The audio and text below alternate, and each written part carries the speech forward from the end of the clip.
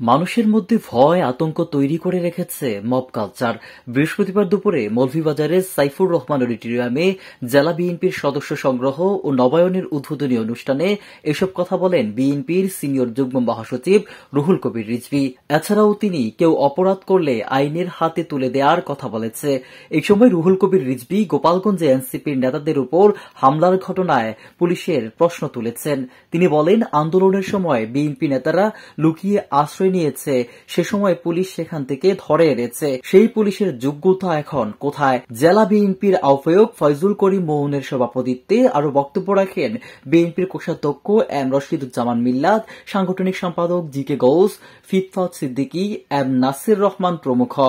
সচিবালয়ের মধ্যে সবাই ঢুকে পড়ছে, সেখানে ছাত্রলীগের স্লোগান দিচ্ছে। কেন? কারা দায়ী?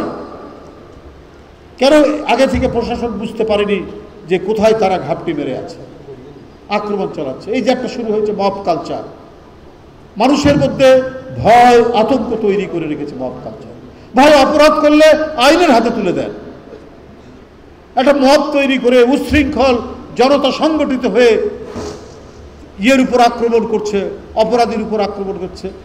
বিনা বিচারে কাউকে তো অপরাধী প্রমাণ না হওয়া পর্যন্ত তো অপরাধী বলা যাবে না, এটা তো আইনের বিধান।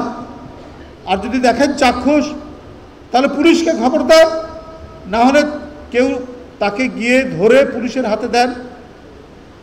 মব তৈরি করে তাকে বেদম পিটানো, এটা তো অপরাধের মধ্যে পড়ে।